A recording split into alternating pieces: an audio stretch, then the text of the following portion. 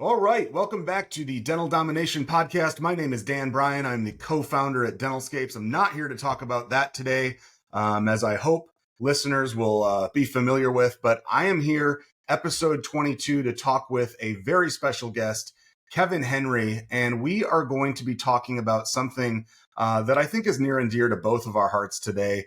As listeners may know, my husband is a dentist, definitely all about team-based care, and we're going to be digging in specifically to dental assistants today. So sort of the state of the nation as it goes with dental assisting. Obviously, there's some challenges related to workforce these days, and we want to dig into that. But I also want to talk about dental assisting from the perspective of the dentist. So a lot of our listeners, of course, are dentists or specialists, and so want to dig in with the expert in dental assisting nationwide here today, Kevin Henry. And I want to kick things over to you to say a few things about yourself and your experience, Kevin. But before that, I want listeners to know Kevin Henry, he's got the resume, man. So editor-in-chief of Dr. Bicuspid, maybe you've heard about it, known as the eyes, ears, and voice of the dental industry, and also the founder of something I'm really excited about and want to dig into more a little bit later on, but Dental Assistant Nation, which is a sweet podcast. I hope you check it out.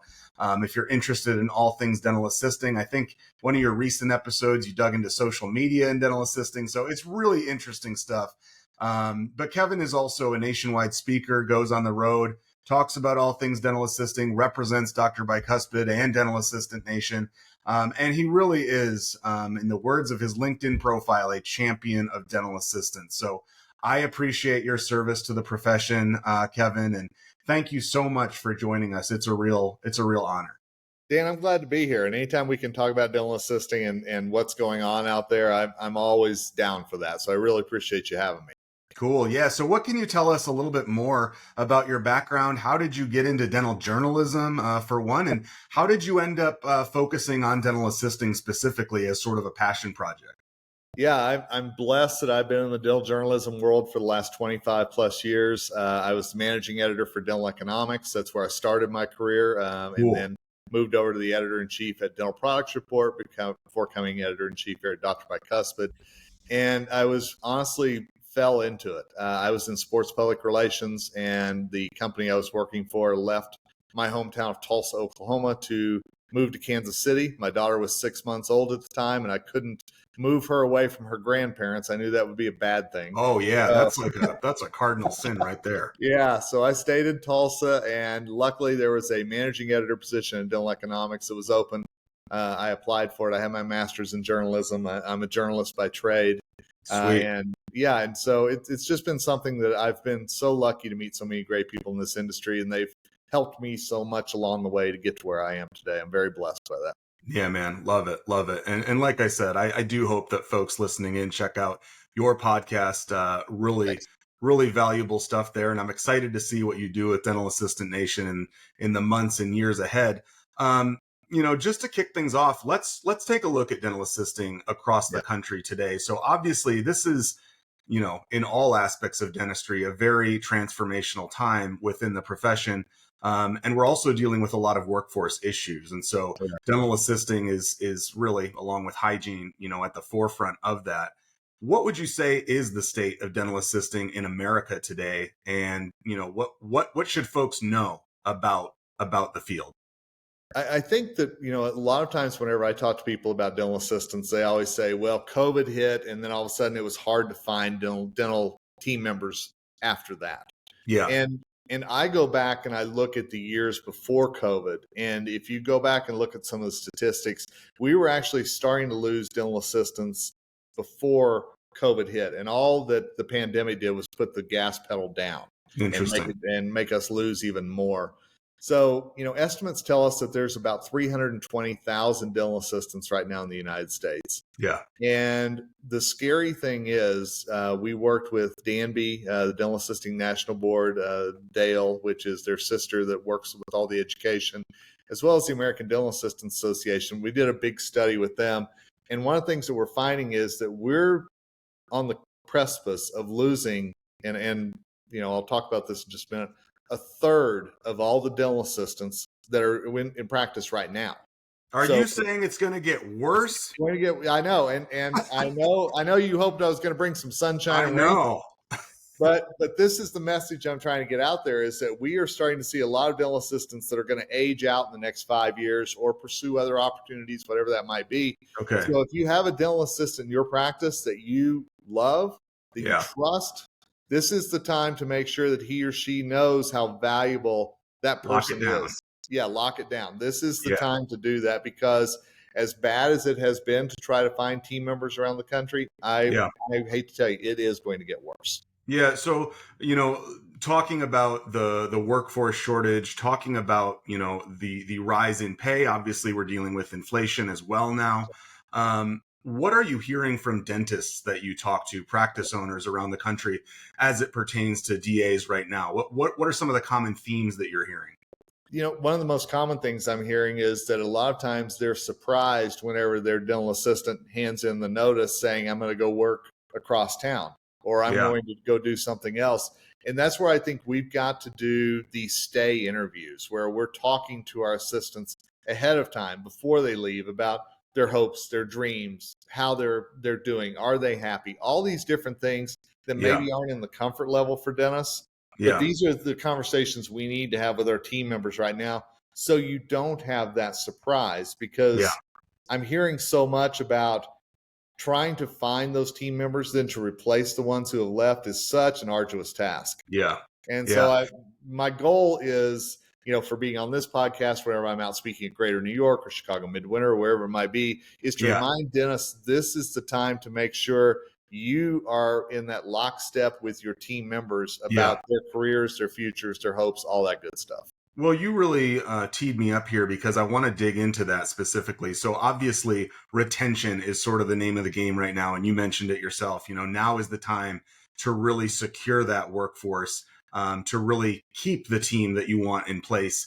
If you have someone on the team that's valuable, or people on the team that are truly valuable.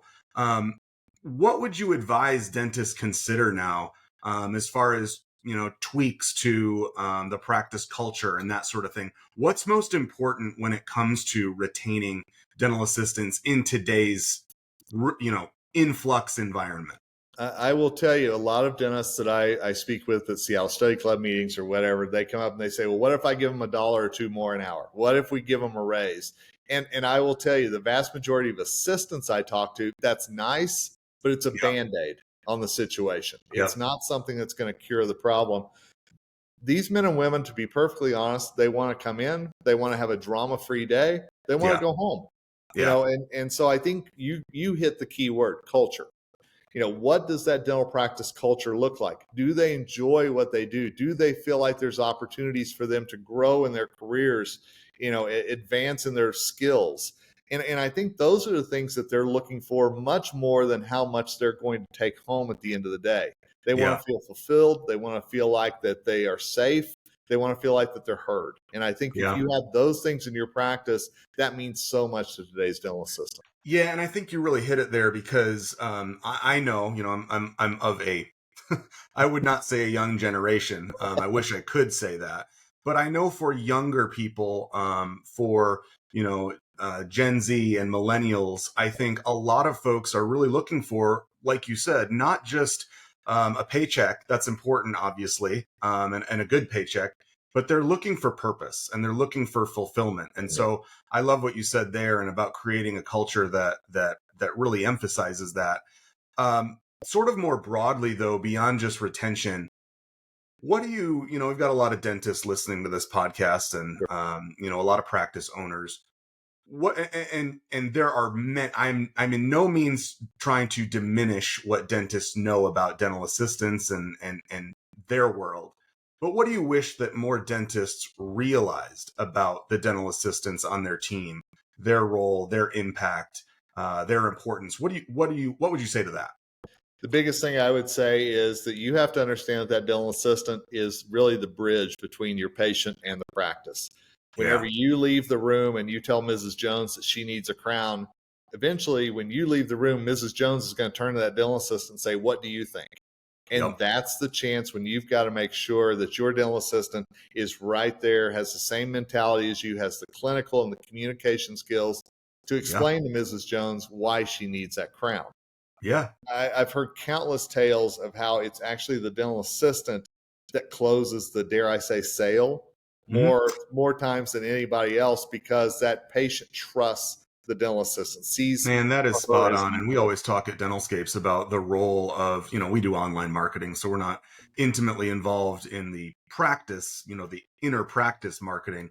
But we always talk about, and I understand there's discomfort with the word sales, and that's, a lot of dentists aren't comfortable considering Sure. themselves salespeople, but it is a part of the job. And, the hygienist and the dental assistant are certainly a part of that workforce. And so, I'm really glad that you got that. So to that point, though, the importance of the dental assistant, not just in assisting with clinical care delivery, but also, being sort of a liaison to the patient, sort of an intermediary between the dentist and the patient. What should a dentist, in your opinion, be looking for when they go out to hire a new DA, or how should they be assessing their current team in determining who has the right attributes and skills and mindset for that position? I think a lot of it comes down to, first of all, asking the team members. We talked about those goals, those hopes early on. I think that that's something that you've got to know. And I will tell you one thing that a lot of dentists and dental practices don't know off the top of their head is, every state, dental assistants are allowed to do different things. Colorado, my home Right. state, is different than Wyoming, is different than Idaho. All these states are different. Man, you're reading my mind. I want to talk about FDAs in a minute. Good.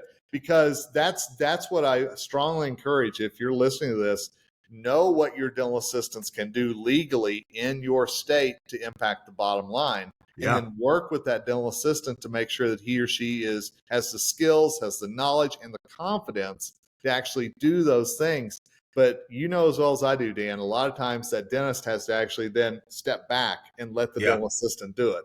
And that's and that's hard. I understand that. Yeah. Yeah. Yeah. But I mean, that's hard, but it's funny. Oh, sorry. No, please go ahead. It's funny you mentioned that because we had a guy, real knowledgeable guy on the podcast way back in the day, Kirk Teachout. He's a dental consultant and his wife owns a practice and he's managed the practice for a long time. And one of his, key tips or key takeaways for dentists out there is if it doesn't require a dental license, as in a dentist license, delegate that.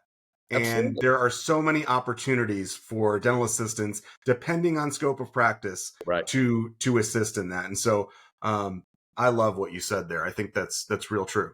Yeah, that's always the drum that I bang is, and you hit it on the head. If your dental assistant can do it, let him or her do it, but don't set them up for failure. Sure. Set them up that they take the courses, they have the knowledge, they have the confidence to actually do it, and then they know that they have your support, dentist, to also do it whenever it comes time to actually do that in the practice. But whenever we're looking at how dental practices can grow, I honestly think that's one of the biggest ways is making sure your team can do everything legally allowed in that state to impact the bottom line of the practice. Absolutely. And I think that again drives home that whole the emphasis that we talked about earlier on empowerment and fulfillment. And Yep. if you can allow a DA to to practice at the top of their licensure, that's infinitely important for developing that support and that empowerment. And you teased EFTAs a minute ago, expanded function dental Let's assistant. talk about it. Let's get into Yeah. it. I'm real passionate about EFTAs, so fair Great. warning. And again, not every state an EFTA can be an EFTA. That's the thing. There are CDAs, there are RDAs, there's all different levels out there. So absolutely, I want to encourage you, explore what your state offers. Yeah. And I know so many dentists are hesitant to have their assistants become EFTAs because then they're like, well, what if I train them and they leave? Yeah. Well, I mean, and it's also more expensive. Oh, it is. Absolutely. But I think if you really look at then letting that assistant do what he or she can do, I think you're going to see that ROI. Oh, and I think any hesitation about that dental assistant leaving once he or she gets the EFTA or CDA or whatever it might be, my response is always back, well, what if they stay? The response is always, if they can impact your practice and your bottom line in such a bigger way and find that fulfillment, that's what you're looking for on all levels. Yeah, and that EFTA or even that, lower level DA, like we were talking about, they are true ambassadors for your practice. And so finding a good one and keeping that person, and that person is also, you know, I think a lot of times overlooked, dentists, myself when I think about the practice, we're kind of prone to thinking about, focusing on the dentist patient relationship. Sure. And maybe second to that, we think about the hygienist because most patients are going to see the same hygienist when they come in every 6 months. But they're also, if the practice is stable, they're going to encounter the same DAs, and that relationship is no less critical. So I mean, I think that's spot on. And I will tell you, and I'm not going to tell you the whole story because it would take longer than your podcast. But my mom is the perfect example of that. She's 81 years old. She's diabetic. She was scared of going to the dentist for a long time, and I actually got her into a practice where she knew the dental assistant. Yep. And it was like that trust. And all of a sudden, because she trusted the dental assistant, she trusted the dentist. Yep. And it broke down years of not wanting to go to the dentist, being scared of the dentist. And so I think, as you said, there's a real trust factor there that starts with the DA, but expands to everybody else on the team as well. Absolutely. I think, and correct me if I'm wrong. I think I was looking the stats up earlier. 2022, maybe a little out of date, but there were over 30 states that now allow EFTAs. Is that right? Or Yeah, it's close right to around right? in there. You're right. Yep. Okay. And I will just say, just quick plug. I work so much with the Dental Assisting National Board, DANB. If you go to danb.org, there's a button on there that says Meet State Requirements. It pulls up a map of the United States. You can click on any state and see exactly what dental assistants can or can't do in that state. Cool. It's a huge resource, and it's something that I think every dentist needs to know as well. Yeah. Well, EFTAs or not, what are your thoughts on how dentists should be enabling professional development for their team, for their DAs? I mean, we talk about CE obviously, but even beyond that, what are some of the best practices that you typically recommend and advise dentists to do when considering how best to support the development of their team? Because again, that's infinitely critical in terms of retention as well. Absolutely. And let's be perfectly honest, not every assistant, not every team member, not every human wants to be at that 120%. Fair. And so I think that's where, as we get into the fourth quarter of the year, I think it's important for you to sit down as a dentist with your team members and say, hey, 2025, what are you thinking? What are your goals? How can we work together more closely? So I think this is that perfect time to sit there and talk about what the hopes are, how you all can work together.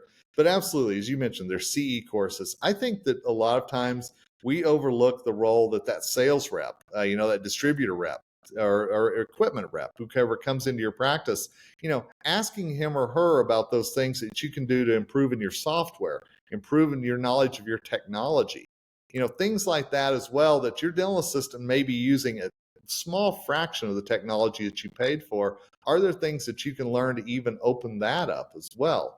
So I think now is just a perfect time to talk with your assistants, your reps, even your fellow dentists out there. Brainstorm with them what they're doing in their practice Absolutely. to make sure that their team members are happy. I think communication is such a key on all levels. 100%. Well, I'm going to go back, just zoom back out again. So we've talked a lot about various issues here with DAs. And we've talked about the importance of building a culture that is supportive and that really leans into retention and can, help you build a more profitable practice simply through the stability of having the right team in place. So I want, you've dealt with hundreds, maybe more, practices through the years. How would you define the ideal relationship between a dentist and a DA? Because it's so critical for, to keep the machine humming. Yeah. And I think that it goes, a lot of people say, should I be friends with my team members? And I always think that's a very strange question, but it's a relevant one because how close should we get? And, you always hear practices talk about, we treat each other like family. And you just hope that's not like Cousin Eddie and Christmas Vacation there. But, but the biggest thing that I think that if it was my advice, my biggest thing for dentists to do is look at their dental assistants as not just assistants, but human beings. Yeah. Every one of us have family things that go on in the back of our mind. Every one of us have hopes for the new year, whatever that might be. And I really do think it's about how do you talk to each other and be open and honest with each other. Be Yeah. open and honest about where you see things going. Be open and honest about where you see the practice going and how this person plays a role in that. And I Yeah. think if there's an open and honest feeling to the culture, I think Yeah. that a lot of walls that we build go down pretty quickly. 100%. I want to talk too, before we close out here, obviously we're in the midst of unprecedented change. The profession is changing. Sure. And obviously a big part of that is workforce. And as we talked about earlier, there is a huge shortage today. And it sounds like, based on your research, it may well get worse. Yeah. So fair warning out there to folks listening, don't sit on your laurels and expect things to improve on their own. So I think we as professionals within the dental industry, I'm in marketing, obviously, but I'm tangentially related, but I think we have an obligation to, be evangelists for the profession and, try to recruit the right people into the workforce. So what would you say to someone, considering a career in dental assisting? What makes it, in your mind, such an attractive career option, and why should folks consider a career in dental assisting today? So one thing that I always say is that we in the dental industry, and yeah, I'm tangentially in there as well, absolutely. But I think that we so often forget the fact that we change lives every day. I Mhm. think we forget that we make people smile, that we Yeah. catch oral cancer early, that we do all these different things that are going to impact people for years to come.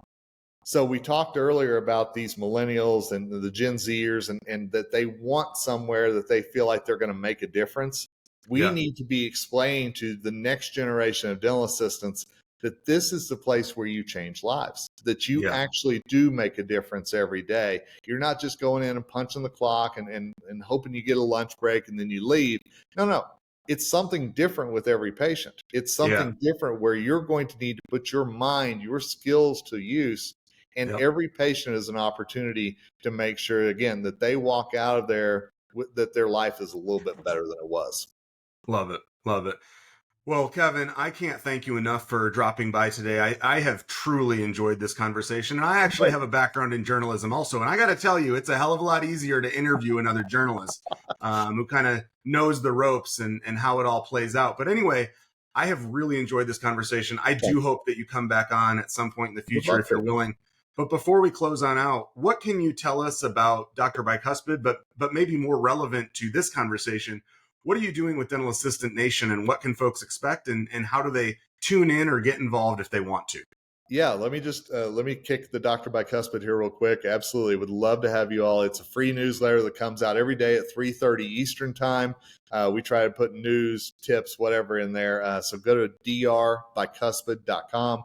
Every day. That is Every day. crazy. Again, as a journalist, I'm having anxiety right now. Well, I will tell you, I have three amazing assistant editors who do a lot of the work, while I travel around the country, and I'm very appreciative of them.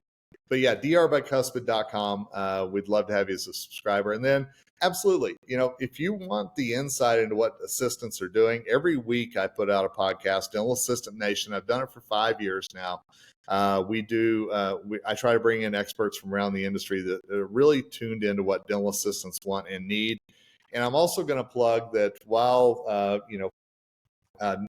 as we're recording this, I'm getting ready to go to South Africa to lead the South African Dental Association's Dental Assistant Symposium. And so I'm going to be down in Pretoria, South Africa for a few days working with dental assistants there. I love to travel internationally and work with dental assistants. And Dan, here's the little secret to tell you. The same problems we're dealing with them in Seattle and Sioux City and everywhere here in the U.S., it's the same in South Africa as well. Wow. So whenever I say Dental Assistant Nation and what dental assistants in the U.S. need, to be honest with you, it's anywhere in the world. And I think we could say the same thing. Amazing. So check out Dental Assistant Nation wherever you get your podcasts. And speaking of which, also, if you've enjoyed what you heard today, please take a moment and leave a 5-star review on Apple Podcasts or Spotify or wherever you're listening to this.